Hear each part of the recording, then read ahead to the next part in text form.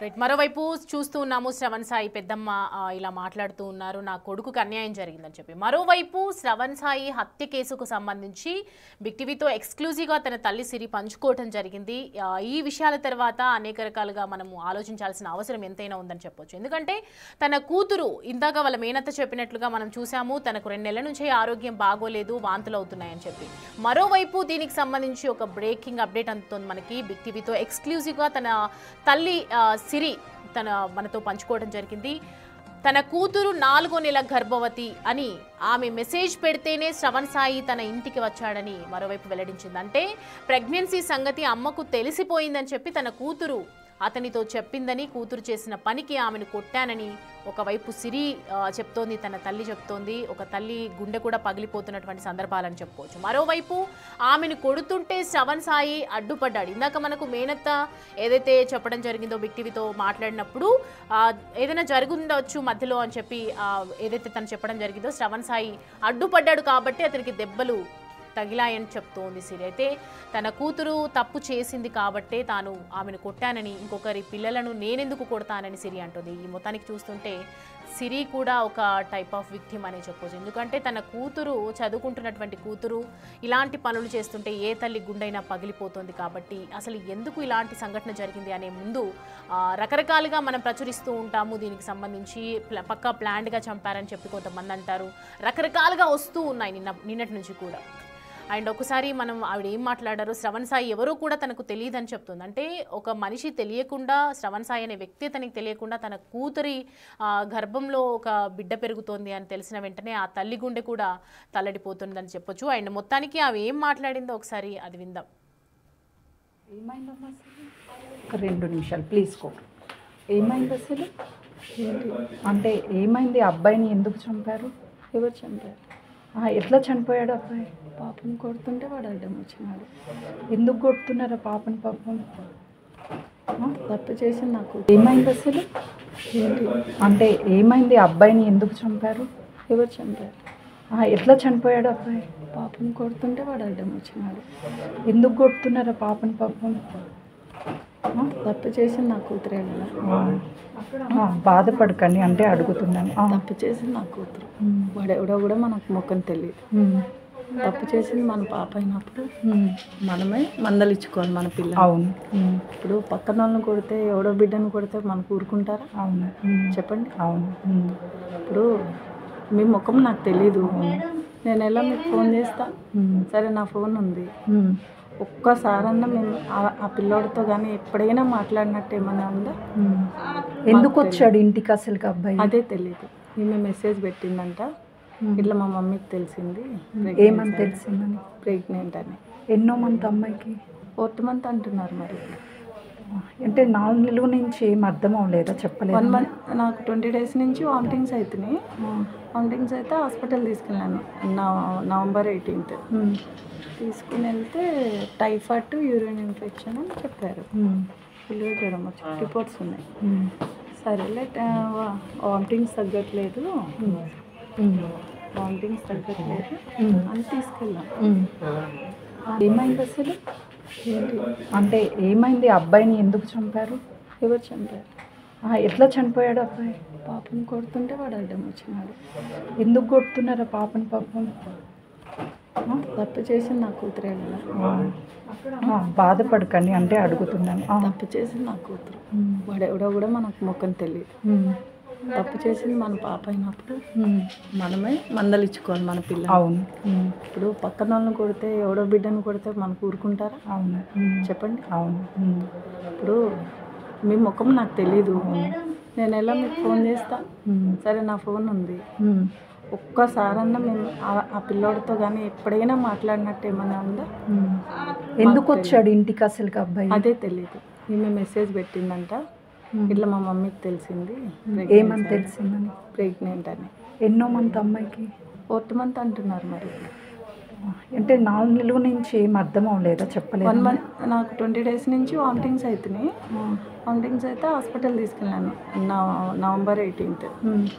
తీసుకుని వెళ్తే typhoid, urine infection అని చెప్పారు. ఫుల్గా జ్వరం వచ్చి రిపోర్ట్స్ ఉన్నాయి. సరేలే, వామిటింగ్స్ తగ్గట్లేదు వామిటింగ్స్ తగ్గట్లేదు అని తీసుకెళ్ళాం.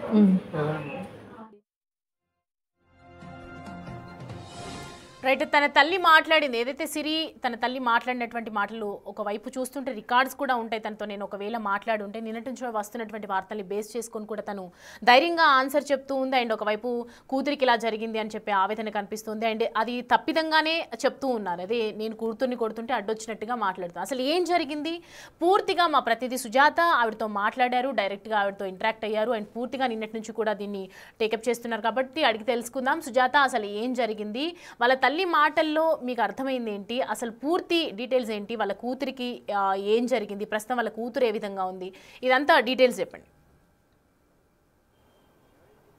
సౌమ్య, బీరంగూడలో శ్రవణ్ సాయిని హతమార్చినటువంటి ఘటన చోటు చేసుకుంది. ఆ తర్వాత అనేక కథనాలు శ్రవణ్ సాయి ఇంటికి పిలిపించి తల్లే హతమార్చింది అని చెప్పేసి శ్రీజ తల్లి మీద అనేక ఆరోపణలు చేశారు. అయితే బిగ్ టీవీ శ్రీజ తల్లి సిరితో మాట్లాడినప్పుడు తన భావోద్వేగానికి గురి అయింది. నా కూతుర్ని నేను కొట్టుకున్నాను, నా కూతురు 4 నెలల ప్రెగ్నెంటు, దానికి కారణము శ్రవణ్ సాయి, నేను నా కూతుర్ని కొట్టుకునేటువంటి హక్కు నాకు లేదా, బయట వాళ్ళ పిల్లల్ని నేను కొట్టగలనా అని చెప్పేసి తన ఆవేదన వ్యక్తం చేస్తూ, మరోవైపు మీరు వేస్తున్నటువంటి కథనాలన్నీ కూడా పూర్తిగా అవాస్తవం, నా కూతుర్ని కొట్టేటువంటి టైంలోనే అతను అడ్డు వచ్చాడు అని చెప్తుంది. ఎలా ఇంట్లోకి వచ్చాడు అని అడిగినటువంటి ప్రశ్నకి పూర్తిగా నా కూతుర్ని కొట్టాను అని చెప్పేసి తనకి వాట్సాప్లో మెసేజ్ చేసింది, నేను ప్రెగ్నెంట్ని, నన్ను కొడుతుంది అమ్మ అని చెప్పడంతో తను వచ్చాడు. తనని కొట్టేటువంటి టైంలోనే తనని కొంతమేరకు పక్కకి నెట్టే ప్రయత్నం చేశాము, అప్పుడు మాత్రమే తన మీద దాడి జరిగింది అని చెప్తుంది. బయట వ్యక్తులు ఎవరైనా సరే వచ్చి తనని హతమార్చే ప్రయత్నం చేశారంటే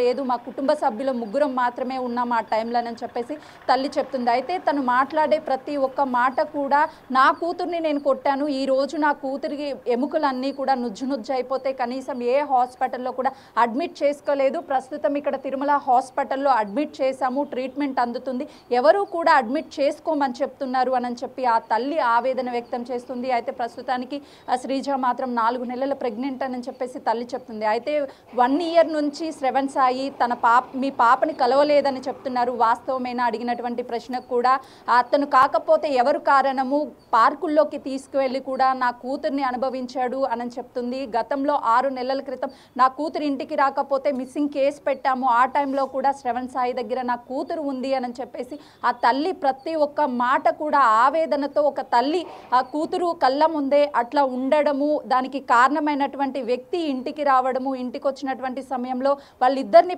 పక్కనే చూడడం, ఇదంతా కూడా నేను జీర్ణించుకోలేకపోయాను. 3 రోజుల్లో నా బిడ్డ కోలుకొని బయటికి వస్తాను, ఆ రోజు మీడియా అందరూ అడిగేటువంటి ప్రతి ఒక్క ప్రశ్నకి నేను సమాధానం చెప్పడానికి సిద్ధంగా ఉన్నాను అని చెప్పేసి తల్లి చెప్తుంది. అయితే మరొక వీడియోలో కూడా తను చెప్తున్నటువంటి మాటలు వింటే పూర్తిగా నా కూతుర్ని బయటికి తీసుకువెళ్ళాడు, రోడ్డు మీద కూడా నా కూతురుతో మాట్లాడేటువంటి సమయంలో ఎవరు అని అడిగితే నా కూతురు నాకు సమాధానం చెప్పలేదు, దాంతోపాటు తను కూడా నాకు ఎవరో తెలియనట్టుగా ఇద్దరు వ్యవహరించారు, నా ఫోన్ కాల్ లిస్ట్ చూస్తే ఎక్కడా కూడా తనకి కాల్ చేసి రమ్మన్నట్టు కాల్స్ కానీ లేకపోతే మెసేజెస్ కానీ ఎక్కడా కూడా లేవు, అలాంటివి ఏమన్నా ఉంటే చూయించండి అని చెప్పేసి తన తల్లి క్వశ్చన్ చేస్తుంది. వాస్తవానికి కూడా తన తల్లే కాల్ చేసి రమ్మంది అని చెప్పి మొదట వచ్చినటువంటి ఆరోపణలు మాత్రమే అని చెప్పేసి తను కొట్టివేస్తున్నటువంటి పరిస్థితి ఉంది. మొత్తానికైతే ప్రస్తుతం శ్రీజ అటు పూర్తిగా వీక్గా ఉంది, తను మాట్లాడలేనటువంటి పరిస్థితిలో ఉంది. తనతో మాట్లాడే ప్రయత్నం చేసినప్పుడు కూడా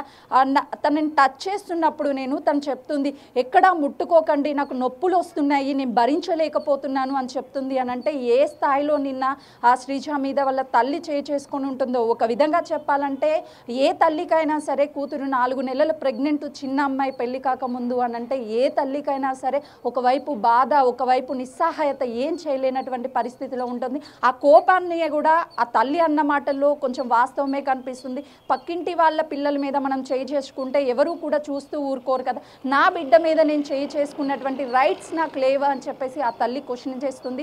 వాస్తవానికి ఆ తల్లి ఉన్నటువంటి ఆ నిస్సహాయత, అదేవిధంగా ఆ డిప్రెషన్లో కొట్టడానికి ప్రయత్నం చేసింది. ఆ టైంలోనే తను అడ్డొస్తేనే దాడి చేశాము అని కూడా స్వయాన శ్రీజ తల్లి సిరి చెప్తుంది. సౌమ్య, సుజాత, అంటే ఏదైతే ఇప్పుడు తను చెప్తుందో నా కూతుర్ని కొడుతుంటే శ్రవణ్ సాయి అడ్డం వచ్చాడు అని చెప్పి, ఆ టైంలో ఎవరున్నారు వాళ్ళ ఇంట్లో? ఆ టైంలో సిరి కుమారుడు, తన భర్త ప్రసాద్ ముగ్గురు మాత్రమే ఉన్నారు.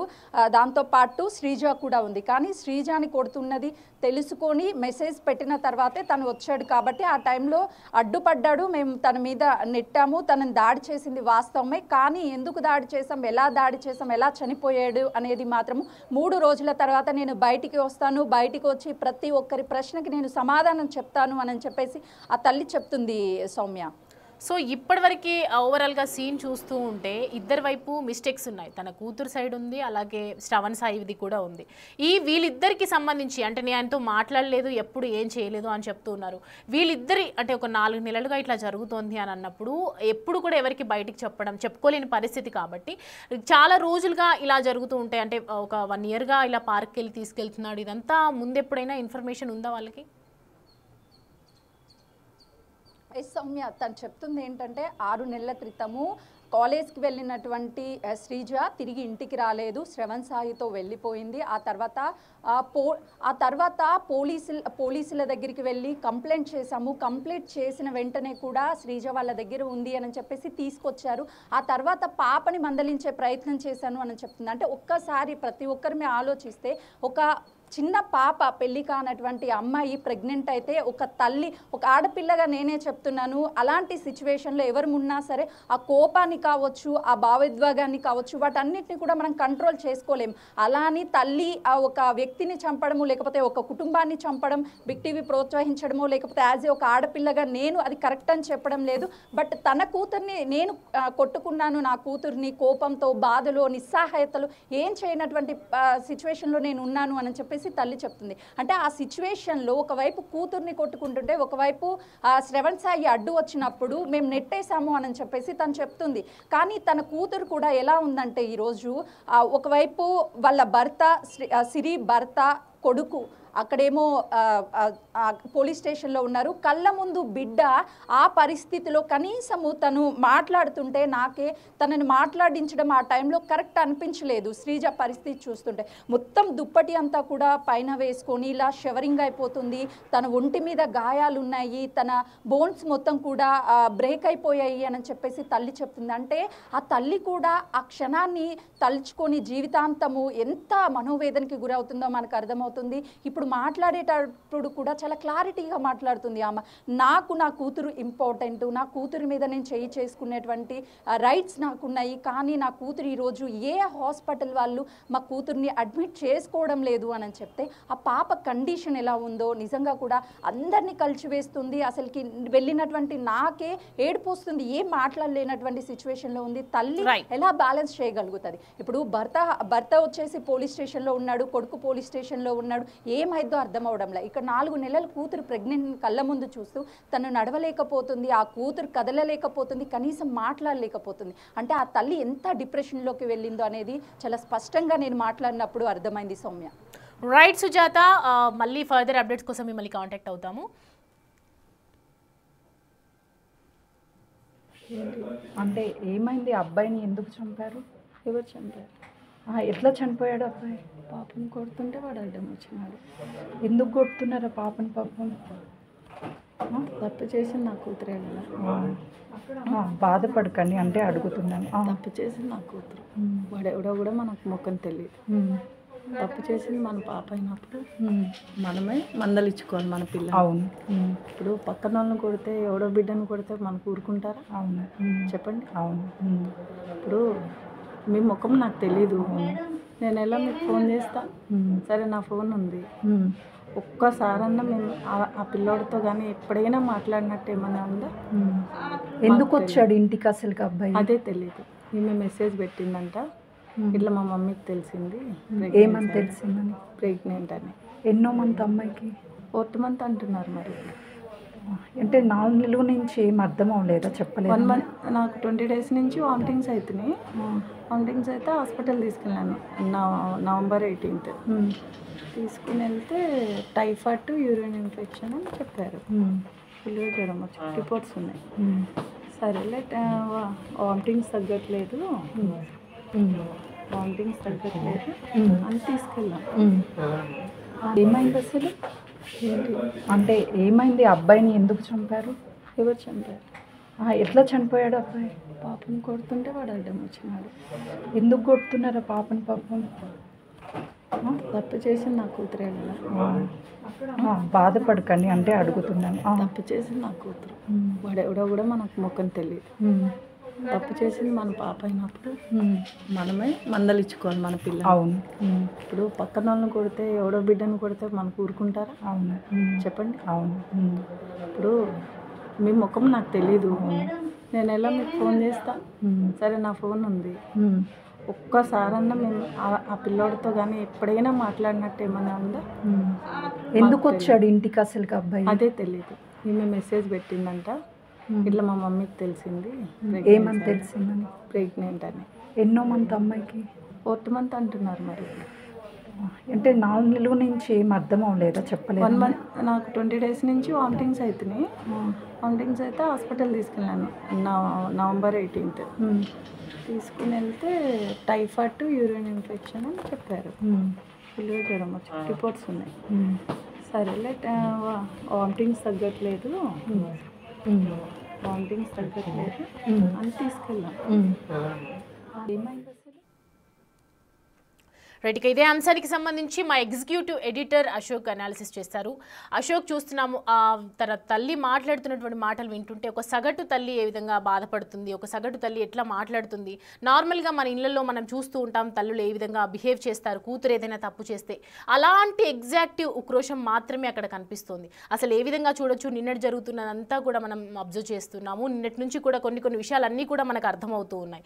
అసలు దీన్ని ఏ విధంగా డీల్ చేయాల్సిన అవసరం ఉంది, దీన్ని అసలు ఏ విధంగా చూడాలంటారు? తల్లి కోణం నుంచి మనం చూస్తూ ఉంటే ఆమె ఎంత సఫర్ అయింది, తమ కూతురు విషయంలో ఎంత ఆవేదనతో ఇన్ని రోజులు బాధపడింది అనేది ఆవిడ మాటలను బట్టి చాలా స్పష్టంగా అర్థమవుతుంది. బేసిక్గా హత్య జరిగింది, ఒక ప్రాణం పోయింది కాబట్టి చనిపోయిన వ్యక్తి వైపు సొసైటీ నుంచి సింపతి ఉంటుంది, మీడియాలో కూడా కవరేజీ అతని వైపు నుంచే ఉంటుంది. ఎవరైతే చంపారో ఆ అమ్మాయి తల్లి ఉందో తల్లిని బ్లేమ్ చేస్తూ రకరకాల కథనాలు వస్తాయి. సొసైటీ కూడా అలాగే చూస్తుంది. కానీ ఆ చంపటం ఏ పరిస్థితుల్లో హత్య చేయాల్సి వచ్చింది, ఏ పరిస్థితుల్లో అతను గాయపరచాల్సి వచ్చింది, ఎంత మనోవేదంతో కూడి కూతురు విషయంలో కూతురు జీవితం ఏమైపోతుందో అని తల్లి ఏ విధంగా మదనపడి ఉంటుంది, ఆవేదన చెంది ఉంటుంది అనేది ఎవరు కూడా ఆలోచించారు. రెండోది, హత్య చేసే ఆలోచన నిజంగా ఆ అమ్మాయి తల్లికి ఉందా, హత్య చేస్తే దాని కాన్సిక్వెన్సెస్ ఏముంటాయి, ఏం ఫేస్ చేయాల్సి ఉంటుంది అనేది ఆవిడికి తెలియకుండానే కొట్టి చంపుతారా అనేది ఇవన్నీ చూడాల్సి ఉంటుంది. క్షణికావేశంలో జరిగిన ఘటన, అనుకోకుండా అతని మీద కొడితే ఆ గాయాలతో అతను ప్రాణం పోయిందా, ఇవన్నీ కూడా పోలీసు విచారణలో తెలియాల్సిన అవసరం ఉంటుంది. కాకపోతే ఇప్పుడు తల్లి మాటలు విన్న తర్వాత ఈ హత్య వెనక 2 వైపులా కూడా తప్పు ఉంది, కేవలం ఒకవైపు కాదు. చనిపోయిన హత్యకు గురైన శ్రవణ్ సాయి వైపు కూడా తప్పు చాలా క్లియర్గా కనిపిస్తోంది. ఈ అమ్మాయి వైపు, ఆ అమ్మాయి తల్లి వైపు వీళ్ళు కొట్టి చంపారు కాబట్టి వాళ్ళు నిందితుల కింద, దోషుల కింద అందరూ చూస్తాం, సహజం, ఎందుకంటే ఇటువైపు ప్రాణం పోయింది కాబట్టి. కానీ ఎందుకు ప్రాణం పోవాల్సిన పరిస్థితి వచ్చింది, ఎందుకు ఇదంతా కావాలని ఒక ఆర్గనైజ్డ్గానే హత్య చేశారా, అనుకోకుండా జరిగిందా అనేది కూడా మనం ఆలోచించాల్సిన అవసరం కూడా చాలా క్లియర్గా కనిపిస్తుంది. ఇక్కడ మనం ఒకటి ఆలోచిస్తే, శ్రవణ్ సాయి 10వ తరగతి నుంచి అమ్మాయి పరిచయం ఉంది, సరే సహజం, తప్పేం లేదు. వాళ్ళ రేపు అట్రాక్షన్, ఆ ఏజ్లో అట్రాక్షన్ ఉంటుంది. సో ప్రేమ వ్యవహారాలు ఇవన్నీ కామనే, దాన్ని ఎవరు తప్పుపట్టరు. కానీ నిండా 20 ఏళ్ళు కూడా లేని వ్యక్తి, బీటెక్ చదువుతున్న వ్యక్తి ఇంకొక అమ్మాయిని తీసుకెళ్ళి ఆ అమ్మాయిని ప్రెగ్నెంట్ చేసి, సో అమ్మాయిని పెళ్లి చేసుకోమంటే అబ్బాయి తరపు పెదనాన్న ఎవరైతే నిన్నటి నుంచి మాట్లాడుతారో కాకాని వెంకటేశ్వరరావు చెప్పింది ఏంటి అంటే, మా క్యాస్ట్ వేరు, మీ క్యాస్ట్ వేరు, మేము అప్పర్ క్యాస్టు, మీరు లోయర్ క్యాస్ట్, కాబట్టి పెళ్ళి ఎట్లా చేస్తామని ఆయన యాక్సెప్ట్ చేయలేదంట. అంటే అమ్మాయితో తిరిగినప్పుడు, అమ్మాయితో ప్రేమ పేరుతో అమ్మాయిని వల్ల వేసుకున్నప్పుడు, అమ్మాయిని ప్రెగ్నెంట్ చేసినప్పుడు లేని కులం పెళ్లి చేసుకునేటప్పటికి వచ్చింది. సో ఇందులో ఎవరైతే హత్యకు గురైన శ్రవణ్ సాయి పెదనాన్న తప్పు కూడా చాలా క్లియర్గా కనపడుతోంది, కుల అహంకారం కూడా చాలా క్లియర్గా కనపడుతోంది. ఒకవేళ కనుక 2 కుటుంబాలు మాట్లాడుకుని, ఆల్రెడీ అమ్మాయి ప్రెగ్నెంట్ అని తెలిసినప్పుడు 2 కుటుంబాలు ఒక చోట కూర్చుని పెళ్లి చేసేద్దాం, ప్రస్తుతానికి చదువుకోండి అని సర్ది చెప్పే ప్రయత్నం చేయటమో, లేకపోతే ఆల్రెడీ ప్రెగ్నెన్సీ వచ్చింది కాబట్టి పెళ్లి చేసే ప్రయత్నం చేయటమో ఇవేమీ చేయలే. ఎంతసేపు శ్రవణ్ సాయి వైపున వాళ్ళ పెదనాన్న, అమ్మానాలు లేరు కాబట్టి పెదనాన్న చెప్తున్నది మా ఇద్దరు కులాలు వేరు కాబట్టి పెళ్ళెట్టు పరిస్థితిలో ఒప్పుకోను అని ఆయన చెప్పినట్టుగా ఇవాళ అమ్మాయి మేనత్త చాలా క్లియర్గా బిగ్ టీవీకి ఇచ్చిన ఇంటర్వ్యూలో చెప్తోంది. సరే, ఇదంతా ఒక కోణం. రెండో కోణం, ఇప్పుడు తల్లి చెప్తున్న మాటలను బట్టి చూస్తే నిజంగా శ్రవణ్ సాయిని వీళ్ళే పిలిచి హత్య చేశారు అని నిన్నటి నుంచి రకరకాల బ్రేకింగ్స్ ఇవన్నీ వస్తున్నాయి. కానీ వాస్తవం ఏంటి, తల్లి చెప్తున్నది, మా అబ్బాయి ఎవరో కూడా మాకు తెలియదు, కానీ ఎవరో అబ్బాయితో ఈమె ప్రేమ వ్యవహారంలో ఉందన్న విషయం మాత్రం మాకు తెలుసు. సో ఆమె ప్రెగ్నెంట్ అన్న విషయం కూడా మా దృష్టికి వచ్చింది.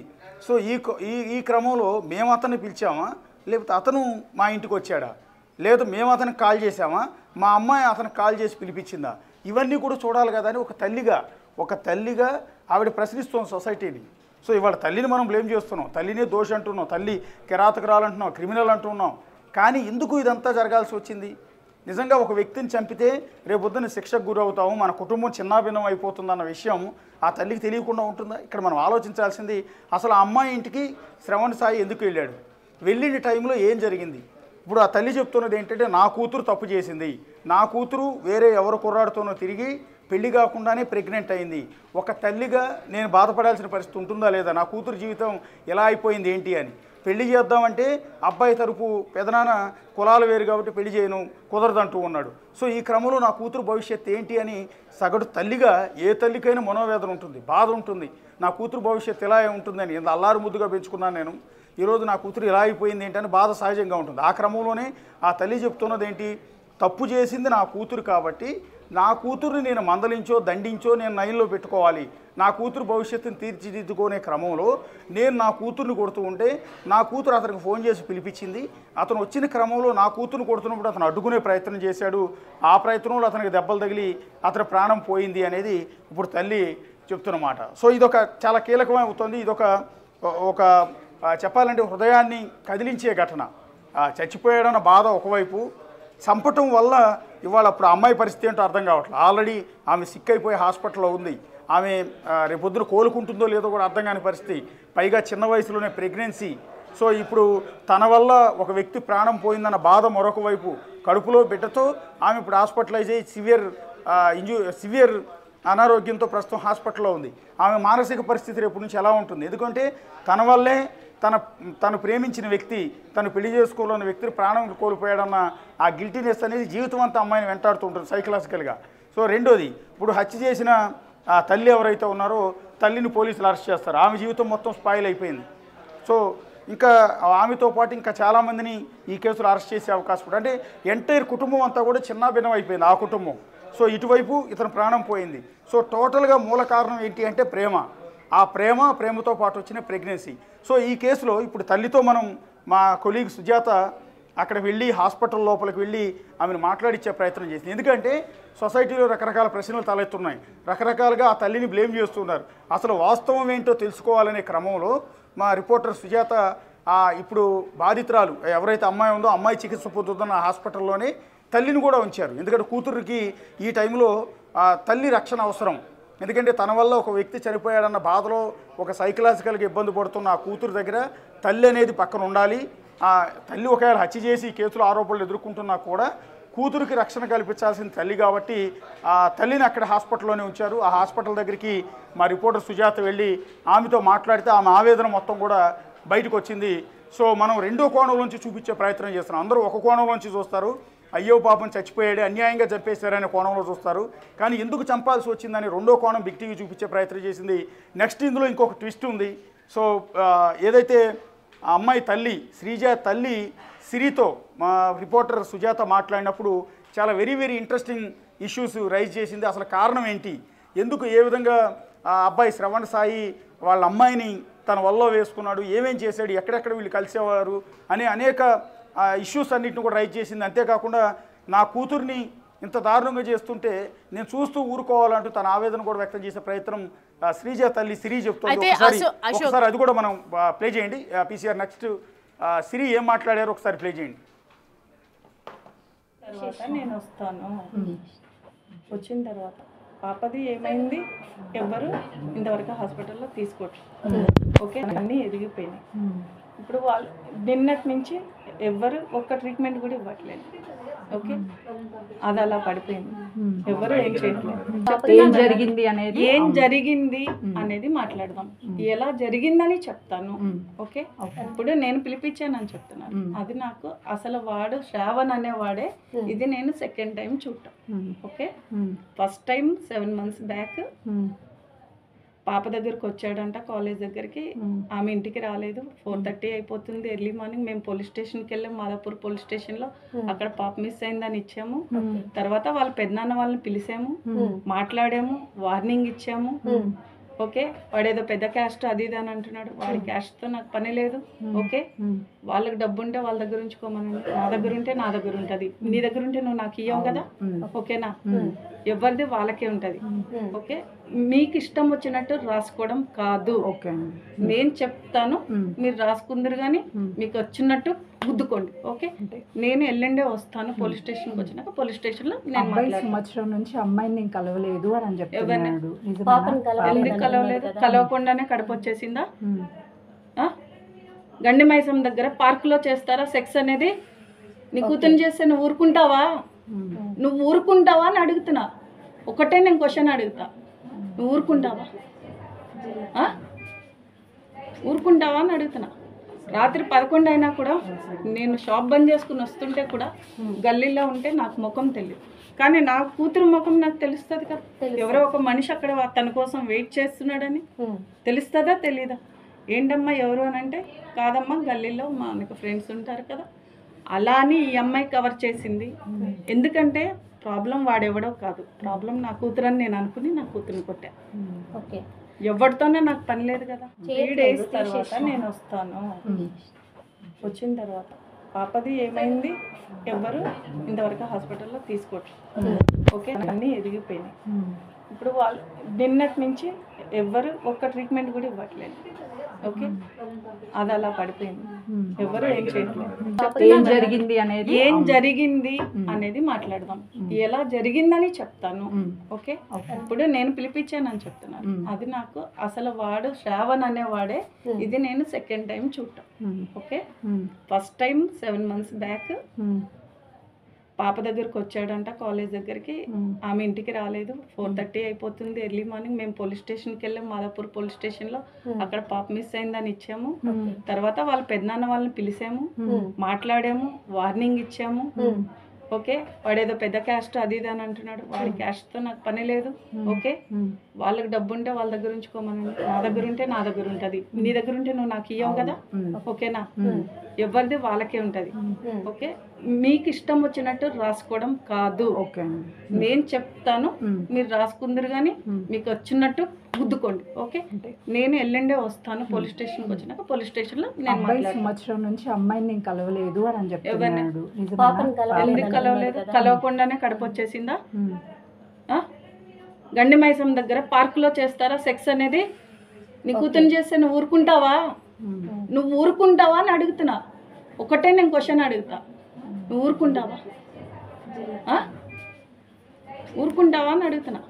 రాత్రి 11 అయినా కూడా నేను షాప్ బంద్ చేసుకుని వస్తుంటే కూడా గల్లీలో ఉంటే నాకు ముఖం తెలియదు, కానీ నా కూతురు ముఖం నాకు తెలుస్తుంది కదా. ఎవరో ఒక మనిషి అక్కడ తన కోసం వెయిట్ చేస్తున్నాడని తెలుస్తుందా తెలీదా? ఏంటమ్మా ఎవరు అని అంటే, కాదమ్మా గల్లీలో మనకు ఫ్రెండ్స్ ఉంటారు కదా. అలా అని ఈ అమ్మాయి కవర్ చేసింది. ఎందుకంటే ప్రాబ్లం వాడెవడో కాదు, ప్రాబ్లం నా కూతురు అని నేను అనుకుని నా కూతురుని కొట్టా. ఓకే, ఎవరితోనే నాకు పని లేదు. సది ఆ తల్లి చాలా క్లియర్గా అడుగుతోంది. అంటే నా కూతుర్ని అతను కలవకుండానే నా కూతురికి ప్రెగ్నెన్సీ వచ్చిందా, గండి మైసమ్మ దగ్గర ఒక పార్కులో సెక్స్ చేస్తారా అంటూ ఏ తల్లి కూడా బహుశా ఇలాంటి మాటలు అనే పరిస్థితి రాకూడదు. కానీ ఇక్కడ తన కూతురు దీన పరిస్థితిని తలుచుకుని ఆ తల్లి చెప్తున్న ఆవేదన చాలా క్లియర్గా, అంటే ఇవన్నీ తెలుసుకుంది ఆ తల్లి. రెండోది, ఈరోజు అతన్ని చంపేశానన్న హత్య ఆరోపణలు ఒకవైపు, తన కూతురు ఏమవుతుందో అన్న దిగులు మరొక వైపు తల్లి మాటల్లో చాలా క్లియర్గా కనపడుతుంది. ఇందాక నేను అదే అంటున్నాను, రెగ్యులర్గా హత్యకు గురయ్యాడు కాబట్టి అతని వైపు సింపతి చూపిస్తూ ఒక కోణంలోంచే సొసైటీ అంతా చూస్తుంది. రెండో కోణం ఏదో అయ్యి ఉంటుంది, దానికి ఇంతలా ప్రాణం తీయాల్సిన పరిస్థితి ఎందుకు వచ్చిందని రెండో కోణాన్ని ఏ సొసైటీ చూడదు, ఏ మీడియా కూడా చూపించదు. ఇవాళ రెండో కోణాన్ని మేము చూపించే ప్రయత్నం చేస్తున్నాం.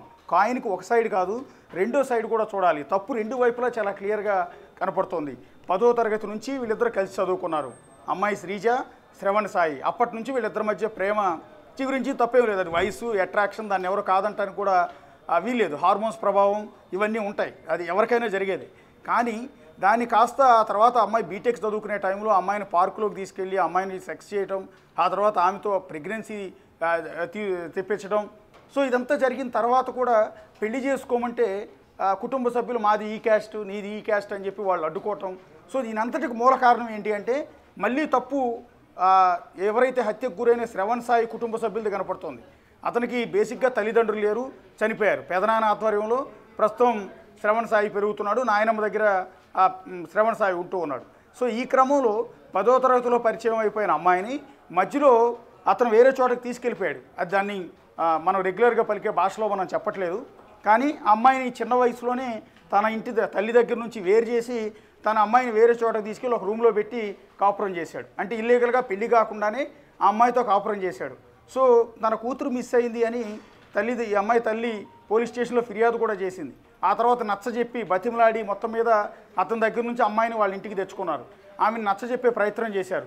ఇదే క్రమంలో అబ్బాయి తరపున పెదనాన్న ఎవరైతే ఉన్నారో కాకాని వెంకటేశ్వరరావుని పిలిపించి మాట్లాడారు. సరే అయిందేదో అయింది, చిన్నపిల్లలు ఇద్దరు ఇష్టపడుతూ ఉన్నారు, ఏం చేద్దాం, నెక్స్ట్ సొల్యూషన్ ఏంటి? ఆల్రెడీ అమ్మాయిని తీసుకుని వేరే చోటుకు వెళ్ళి కాపురం పెట్టేసే పరిస్థితి, పెళ్లి కాకుండానే కాపురం పెట్టే పరిస్థితి వచ్చింది అంటే వాటి సొల్యూషన్ మనం ఏదో ఒకటి చూడాలి. ఈ టైంలో వాళ్ళని విడదీయటం కూడా కష్టమే అన్న సంకేతాలు అమ్మాయి కుటుంబ సభ్యులు వాళ్ళ పెదనాన్న కూడా ఇచ్చారు. కానీ అక్కడ పెదనాన్న అన్న మాటలేంటి? సో పెదనాన్న ఏమంటున్నాడు? సో మాది వేరే కులం, మీది వేరే కులం. సో నీ కొడుకు ఆ అమ్మాయితో 5 ఏళ్ల నుంచి 5 ఏళ్ల నుంచి ప్రేమ వ్యవహారం నడిపినప్పుడు నీ కులం గుర్తు రాలేదు. ఆ అమ్మాయిని లేవదీసుకుపోయి వేరే చోట కాపురం పెట్టినప్పుడు పెళ్లి కాకుండానే అప్పుడు కులం గుర్తుకు రాలేదు. ఆ అమ్మాయి కడుపు చేసినప్పుడు కులం గుర్తుకు రాలేదు. పెళ్లి చేసుకుంటే మాత్రం మాది వేరే కులం, నీది వేరే కులం. ఇప్పుడు తల్లి కూడా మాటల్లో కూడా అదే మాట కనపడుతుంది.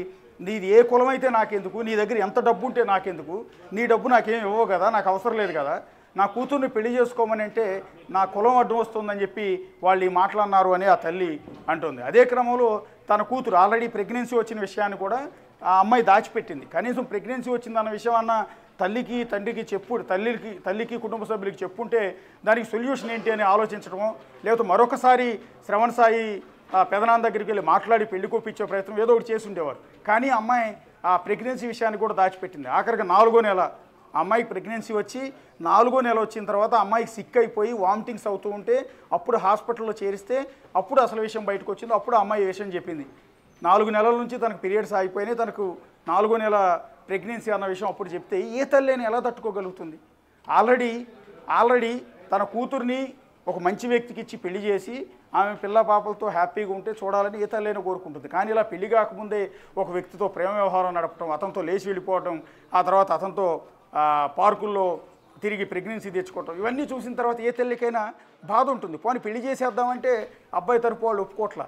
ఈ పరిస్థితుల్లో ఏ తల్లి అయినా ఏం చేయగలుగుతుంది? అందుకనే తన కూతుర్ని తానే మందలించి భయపెట్టే పరిస్థితి చేస్తోంది. అందుకని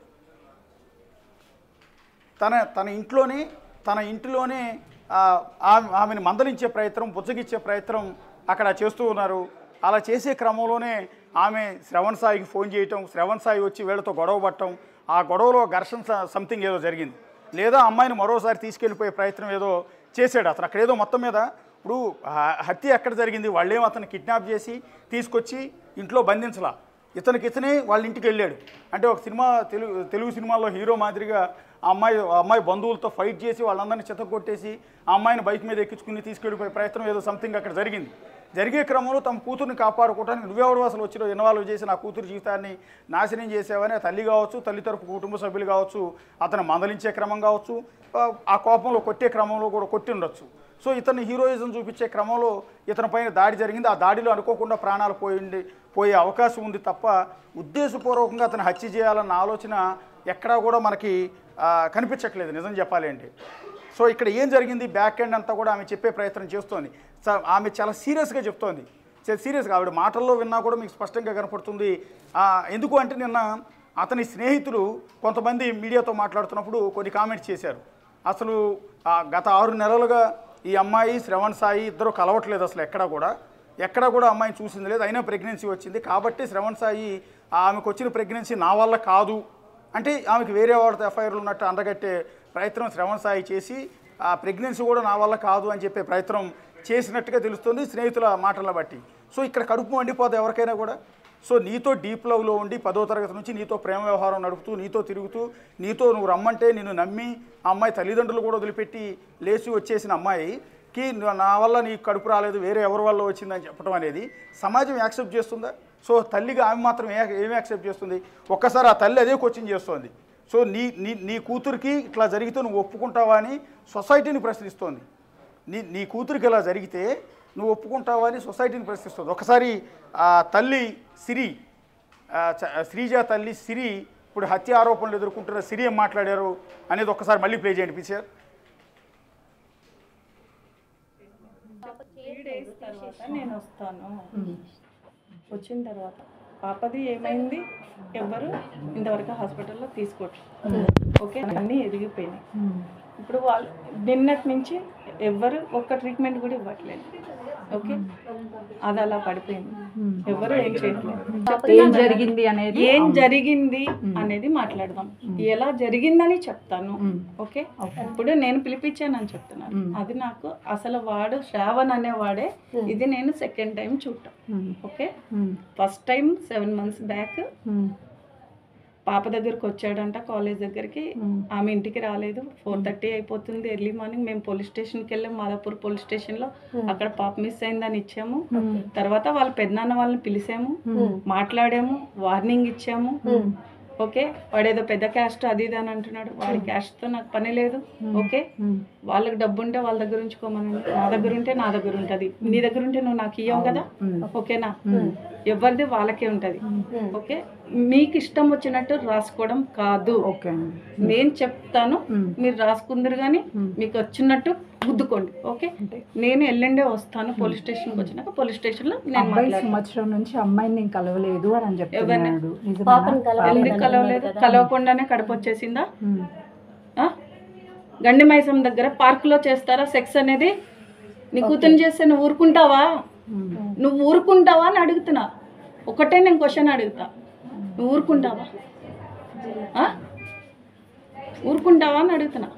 రాత్రి 11 అయినా కూడా నేను షాప్ బంద్ చేసుకుని వస్తుంటే కూడా గల్లీలో ఉంటే నాకు ముఖం తెలియదు, కానీ నా కూతురు ముఖం నాకు తెలుస్తుంది కదా. ఎవరో ఒక మనిషి అక్కడ తన కోసం వెయిట్ చేస్తున్నాడని తెలుస్తుందా తెలీదా? ఏంటమ్మా ఎవరు అని అంటే, కాదమ్మా గల్లీలో మనకు ఫ్రెండ్స్ ఉంటారు కదా. అలా అని ఈ అమ్మాయి కవర్ చేసింది.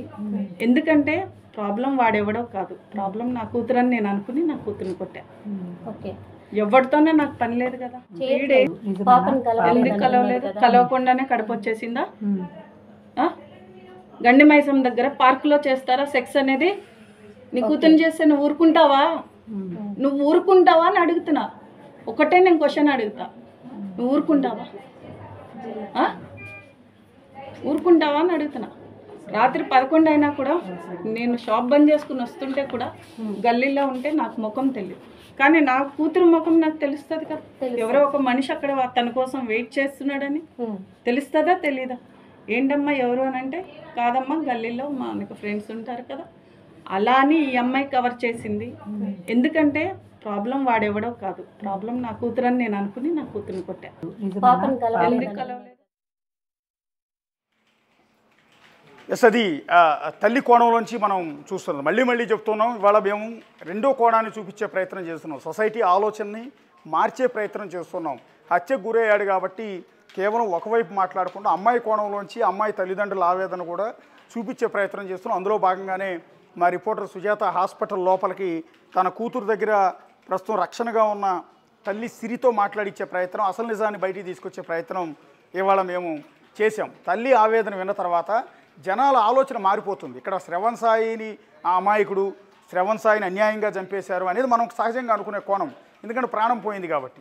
కానీ ఏ పరిస్థితుల్లో అక్కడ ఏం జరిగింది అనేది రెండో కోణాన్ని మేము ఇక్కడ చూపించే ప్రయత్నం చేస్తున్నాం. సిరి ఆవేదనని ప్రపంచానికి తెలియజేసే ప్రయత్నం ఇక్కడ చేశాం. దానికన్నా ముందు శ్రవణ్ సాయి స్నేహితులు ఎవరైతే ఉన్నారో వాళ్ళు శ్రవణ్ సాయి వాయిస్ని వినిపించే ప్రయత్నం చేస్తున్నారు. ఎందుకంటే హత్యకు గురి కాకముందు శ్రవణ్ సాయి కొన్ని కామెంట్స్ చేశాడు. ఏంటంటే, ఈ అమ్మాయిని నేను అసలు 6 నెలల నుంచి కలవటం లేదని, ఇప్పుడు ప్రెగ్నెన్సీ వచ్చిందని చెప్తోందని, ఆ ప్రెగ్నెన్సీకి నాకు సంబంధం లేదని, నేను ఇన్ని రోజుల పాటు ఆ అమ్మాయిని కలవనప్పుడు ప్రెగ్నెన్సీ ఎట్లా వస్తుందని అతను తన స్నేహితుల దగ్గర చెప్పాడు అంటే ఇది ఎట్లా నమ్మకస్యంగా ఉంటుంది?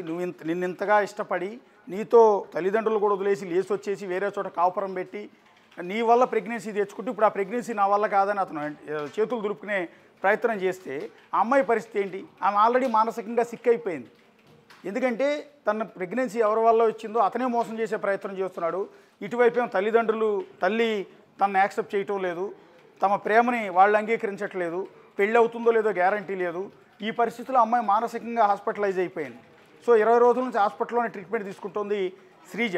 సో దీనికి సంబంధించి శ్రవణ్ సాయి స్నేహితులు నిన్న బిగ్ టీవీతో మాట్లాడినప్పుడు ఏం మాట్లాడారు ఒకసారి చూడండి. అయితే దారుణంగా చంపడం జరిగిందని మాకు తెలిసింది. మరి వాళ్ళు చెప్పడం వరకు అయితే బ్యాట్ తోటి కొడితే ఇక చనిపోయాడని తెలిసింది. అందులో చాలామంది హస్తం ఉందని మేము అనుకుంటున్నాము.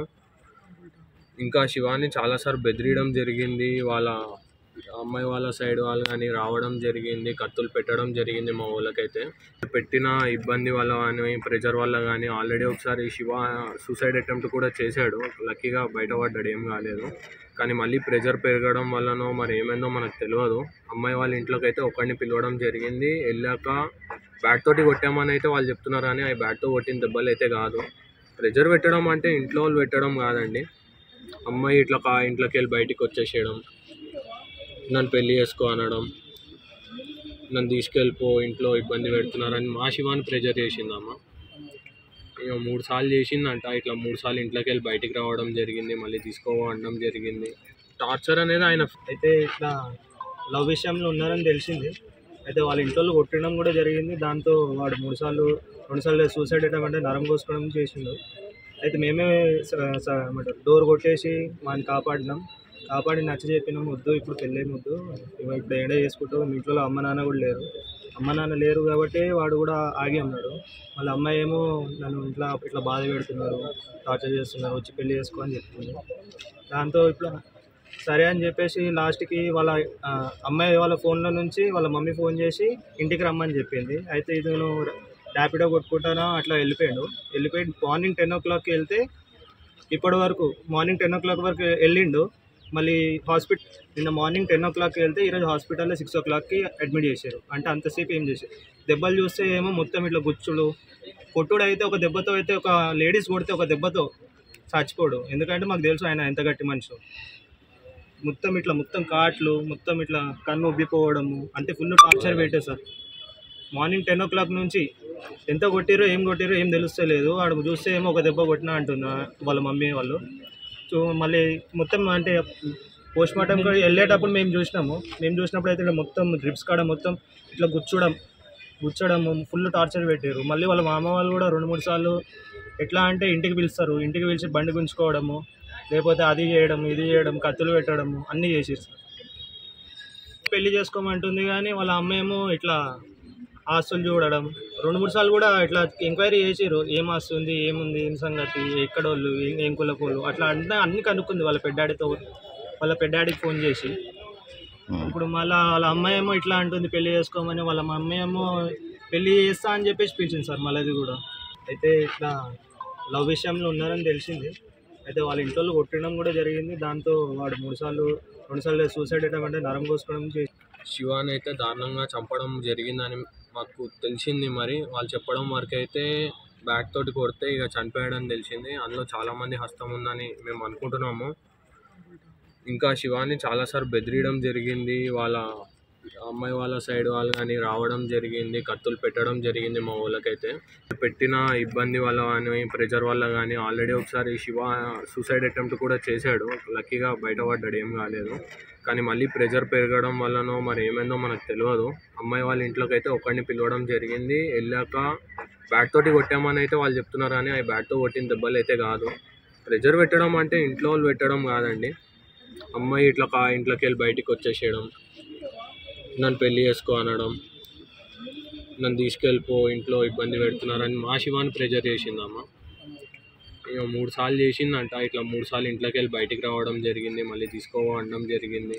టార్చర్ అనేది ఆయన ఫీల్ అయ్యిండు, పర్సనల్గా చాలా ఫీల్ అయ్యిండు. సూసైడ్ అటెంప్ట్ కూడా చేసిండు. ఈ పిల్ల అనేది ఇంట్లో నుంచి రావడం చేస్తుండే, శివ నన్ను తీసుకోవో, శివ నన్ను పెళ్ళి చేసుకో, మా ఇంట్లో నాకు ఇబ్బంది పెడుతున్నారు అనే మాటలు జరిగినాయని మాకు తెలుసు. మరి శివ ద్వారా శివ అయితే 3 సార్లు మాతో చెప్పుకోవడం కూడా జరిగింది. 3 సార్లు అయినప్పుడు మరి ఈసారి పోయేటప్పుడు అయితే మాకు ఎవరికి చెప్పలేడు అసలు పోతున్నాను అని కూడా. డైరెక్ట్ ఒక్కడు పోవడం అంటే అన్న ఇప్పుడు మా శివాకి బీటెక్ అయిపోయినాక కొంచెం కెరియర్ సెటిల్ అయినాక చేసుకుందాం అని ఉండే అబ్బాయిని ఇప్పుడు సడన్గా నన్ను పెళ్లి చేసుకో అంటే అబ్బాయికి ప్రెజర్ అనిపించదు. అమ్మ నాన్న కూడా ఎవరు లేరు, వాళ్ళ పెద్ద నాన్న పెద్దమ్మ వాళ్ళు మా అమ్మ వాళ్ళు చూసుకుంటున్నారు. శివాని అయితే దారుణంగా చంపడం జరిగిందని మాకు తెలిసింది. మరి వాళ్ళు చెప్పడం వరకు అయితే కలవకుండానే కడుపు వచ్చేసిందా? గండి మైసం దగ్గర పార్కులో చేస్తారా సెక్స్ అనేది? నీ కూతురు చేస్తే నువ్వు ఊరుకుంటావా? నువ్వు ఊరుకుంటావా అని అడుగుతున్నా. ఒకటే నేను క్వశ్చన్ అడుగుతా, నువ్వు ఊరుకుంటావా? ఊరుకుంటావా అని అడుగుతున్నా. రాత్రి 11 అయినా కూడా నేను షాప్ బంద్ చేసుకుని వస్తుంటే కూడా గల్లీలో ఉంటే నాకు ముఖం తెలియదు, కానీ నా కూతురు ముఖం నాకు తెలుస్తుంది కదా. ఎవరో ఒక మనిషి అక్కడ తన కోసం వెయిట్ చేస్తున్నాడని తెలుస్తుందా తెలీదా? ఏంటమ్మా ఎవరు అని అంటే, కాదమ్మా గల్లీలో మా నాకు ఫ్రెండ్స్ ఉంటారు కదా, అలా అని ఈ అమ్మాయి కవర్ చేసింది. ఎందుకంటే ప్రాబ్లం వాడెవడో కాదు, ప్రాబ్లం నా కూతురు అని నేను అనుకుని నా కూతురుని కొట్టాను. యా, బేసిక్గా ఆమె మాట్లాడిన మాటల్లో, శ్రీజ తల్లి మాట్లాడిన మాటల్లో ఒక పాయింట్ ఉంది. అతను శ్రవణ్ సాయి ఎవరో నాకు తెలియదు, అతని ముఖం కూడా చూడలేదు అన్నమాట బహుశా వాస్తవం కాదు. ఎందుకంటే మనకి ఇప్పుడు లేటెస్ట్గా ఒక పాత వీడియో ఒకటి బయటకు వచ్చింది. ఒక 6 నెలల క్రితం శ్రీజాని వాళ్ళ అమ్మకి తెలియకుండా వాళ్ళ ఇంట్లోంచి ఇతను వేరే చోటకి తీసుకెళ్ళిపోయాడు. ఎక్కడో ఒక రూమ్లో ఉంచి కొద్ది రోజుల పాటు ఆమెతో సహజీవనం చేశాడు, అంటే పెళ్లి కాకుండానే ఆమెతో కాపురం చేశాడు. ఆ సందర్భంలో ఆమె శ్రీజ తల్లి పోలీస్ స్టేషన్లో తన కూతురు మిస్ అయిందని పోలీస్ స్టేషన్లో కేసు పెట్టింది. ఆ తర్వాత మొత్తం మీద 2 కుటుంబాలు కలిసి మాట్లాడుకున్నాయి, సర్ది చెప్పారు. సర్ది చెప్పి ఇప్పుడే మీరు ఇంకా చదువుకునే స్టేజ్లో ఉన్నారు కాబట్టి కొద్ది కాలం ఆగుదాం అన్నట్టుగా వీళ్ళ వైపు నుంచి ప్రపోజల్ వచ్చింది. సరే, అతని వైపు నుంచి అంటే శ్రవణ్ సాయి పెదనాన్న వైపు నుంచి మాత్రం పెళ్లి మాత్రం యాక్సెప్ట్ చేసేది లేదు. ఇది మాది వేరే కులం, మీది వేరే కులం అంటూ ఆయన చెప్పే ప్రయత్నం చేశారు. అంటే ఇన్ని సంప్రదింపులు జరిగాయి, వీళ్ళందరూ కూడా కలిశారు.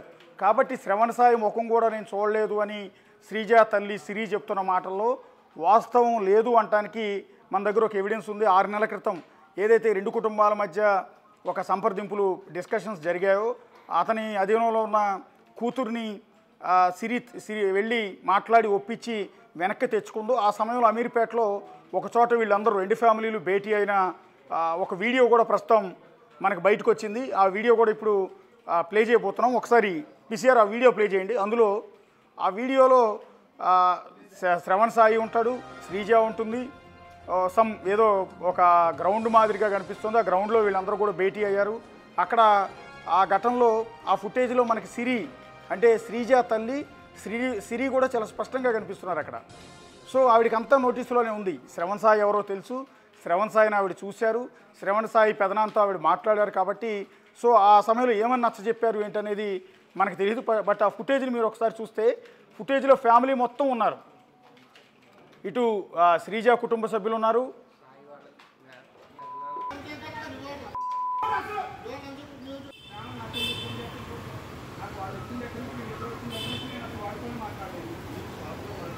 సో పక్కన శ్రీజ తల్లి, శ్రీజ కూడా మనకు ఎదురుగా, సో శ్రీజ తల్లి కూడా విజువల్లో ఉన్నట్టుగా తెలుస్తోంది. సో ఇంకొక మహిళ కూడా విజువల్లో ఉన్నారు. సో అటువైపు నుంచి నడుచుకుంటూ వెళ్తున్న ఇంకొక అమ్మాయి ఎవరు అనేది చూడాల్సి ఉంటుంది. బహుశా శ్రీజకు ఒక సిస్టర్ ఉన్నట్టు చెప్తున్నారు, సో ఆమె ఉండొచ్చు. సో ఈమె శ్రవణ్ సాయి ఎవరో తెలియదు అనేది అబద్ధం. ఇది 6 నెలల క్రితం, ఇది కంప్లీట్ 6 నెలల క్రితం Sreeja family and Shravan Sai family అమీర్పేటలో ఒక చోట కలిసిన దృశ్యం. బహుశా ఇందాక నేను చెప్తున్నట్టుగా అమ్మాయిని తీసుకెళ్ళిపోయినప్పుడు ఆ అమ్మాయిని మళ్ళీ వెనక్కి తెచ్చుకోవడానికి 2 కుటుంబాల మధ్య జరిగిన సంప్రదింపుల టైంలో దృశ్యాలు. ఒకసారి ఆడియో కూడా ఉంది, ఆడియో ప్లే చేయండి ఒకసారి.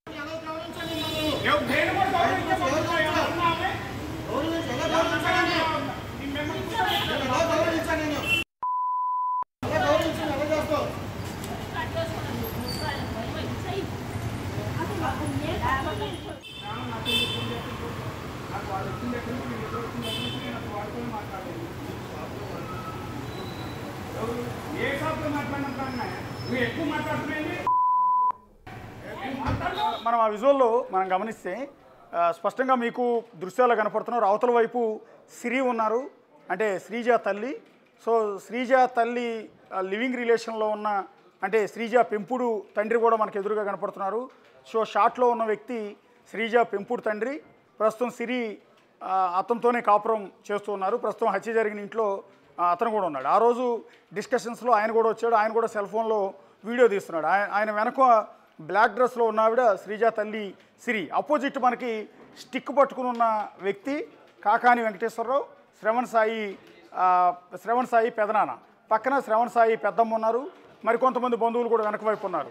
మరొక యంగ్స్టర్, ఒక అమ్మాయి కూడా చుట్టుపక్కల తిరుగుతోంది. బహుశా ఆమె శ్రీజ బంధువుల, శ్రవణ్ సాయి బంధువులు అన్నది పూర్తిగా క్లారిటీ అయితే లేదు. ఇక్కడ రెండు కుటుంబాలు మాట్లాడుకుంటున్నాయి, కాదు రెండు కుటుంబాలు గొడవ పడుతున్నాయి. రెండు కుటుంబాల మధ్య వాగ్వాదం జరుగుతోంది. వీళ్ళేం మాట్లాడారో అతను కూడా రికార్డ్ చేస్తున్నాడు, ఎవరైతే శ్రీజ పెంపుడు తండ్రి. అంటే ఈ కేసులో అతని పాత్ర కూడా చాలా కీలకంగా ఉంది. వాస్తవానికి ఆ వీడియో తీస్తున్న షాట్లో ఉన్న వ్యక్తి రైల్వే ఎంప్లాయ్. ప్రస్తుతం శ్రీజ తల్లి సిరితో కలిసి ఉంటున్నాడు. బహుశా రెండో పెళ్లి చేసుకుందా, లివింగ్ రిలేషన్లో ఉందా అనేది పూర్తి క్లారిటీ లేదు. కానీ శ్రీజ తరఫున అతను కూడా మాట్లాడుతూ ఉన్న దృశ్యాలన్నీ కూడా చూడవచ్చు. అంటే శ్రీజ తరఫున గొడవ పడుతున్న దృశ్యాలు అక్కడ చాలా క్లియర్గా కనపడుతున్నాయి. ఇది 6 నెలల క్రితం దృశ్యాలు. సో అంటే సిరి నోటీసులో ఇవన్నీ ఉన్నాయి. సిరి నోటీసులో వీళ్ళ ఫ్యామిలీకి సంబంధించిన వాళ్ళందరూ ఉన్నారు. వీళ్ళతో మాట్లాడారు, వీళ్ళతో గొడవలు పడ్డారు.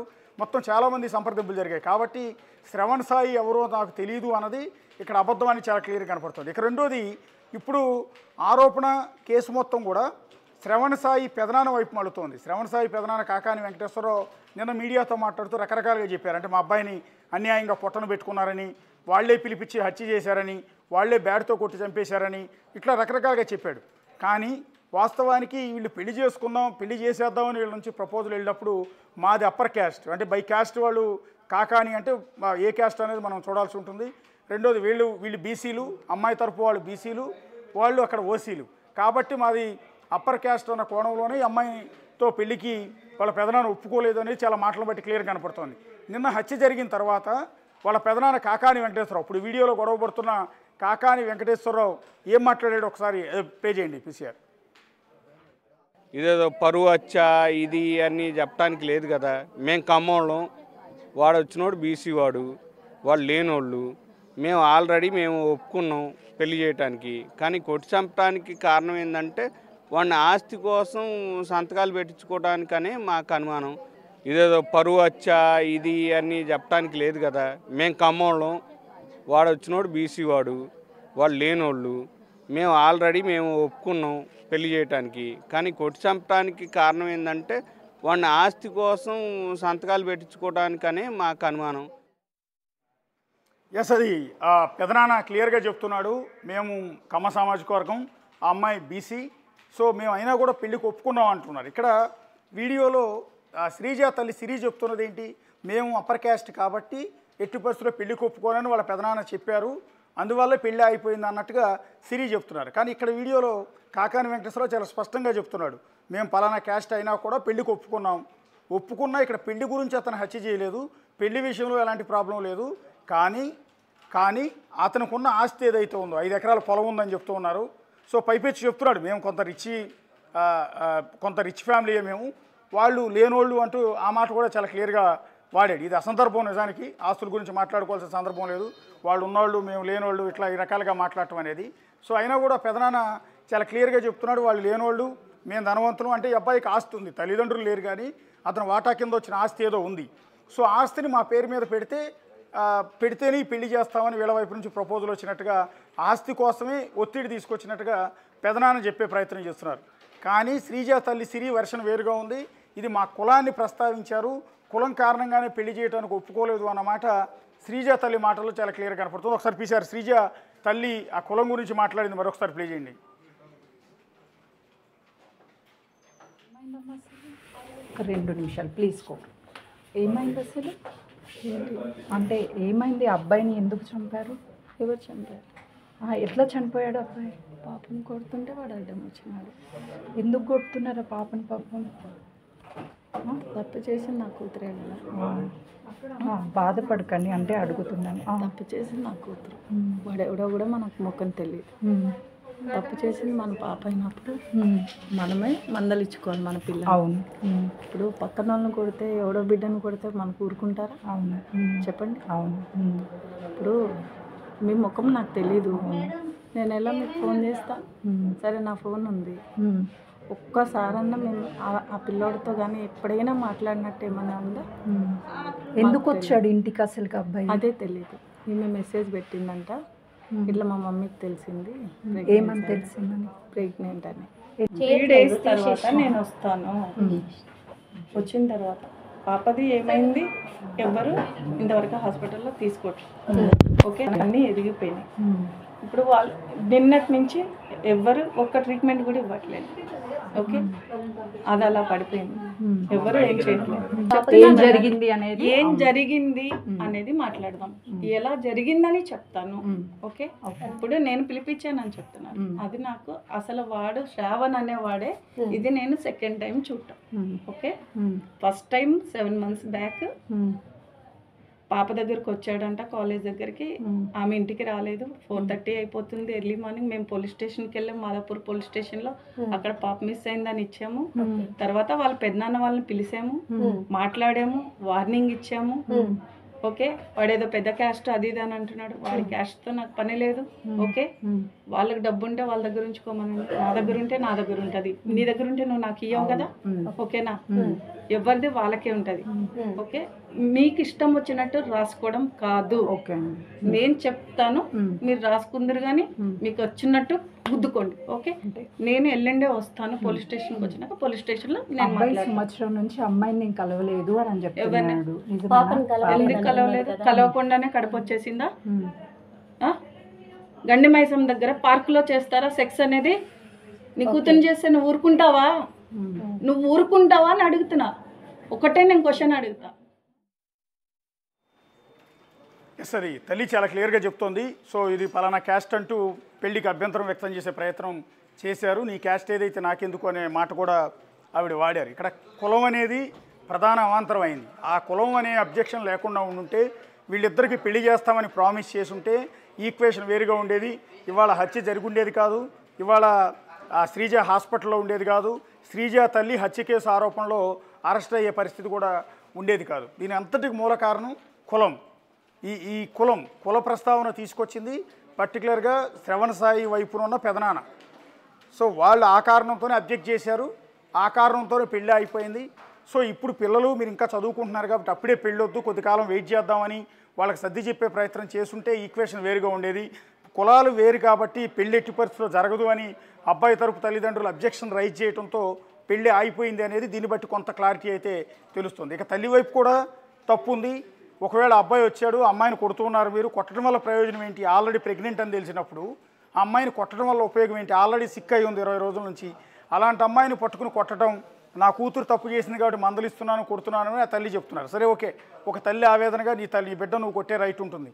కానీ ఆమె ఇప్పుడు మేజర్, మైనర్ కూడా కాదు, మేజర్. మైనర్ అయితే తల్లిగా నీకు ఫుల్ రైట్స్ ఆ బిడ్డ మీద ఉంటాయి. కానీ ఆమె 18 ఏళ్ళు దాటి మేజర్ అయిపోయిన దశలో ఆమె స్వతంత్ర నిర్ణయాలు తీసుకునే అవకాశం ఉంటుంది. అలాంటి మేజర్ అయిన కూతురును పట్టుకుని అంత దారుణంగా కొట్టడం, ఆ అమ్మాయి అతన్ని పిలిపిస్తే అతన్ని పట్టుకుని కొట్టే, ఈ అమ్మాయిని కొడుతుంటే అతను అడ్డుకుంటే ఈ బ్యాట్ అతనికి తగిలి చచ్చిపోయింది అనేది తల్లి చెప్తున్న వాదన. సో ఈ పెళ్ళి అనే దానికి ఒక గ్రీన్ సిగ్నల్ కనుక వీళ్ళకి ఇచ్చుంటే ఇవాళ ఒక ప్రాణం పోయి ఉండేది కాదు, ఒక అమ్మాయి హాస్పిటల్లో ఉండేది కాదు, ఇవాళ తల్లి హత్య కేసులు అరెస్ట్ అయ్యే పరిస్థితి ఉండేది కాదు. 2 కుటుంబాలు కూడా హ్యాపీగానే ఉండే పరిస్థితి ఉండేది. Thank you Ashok.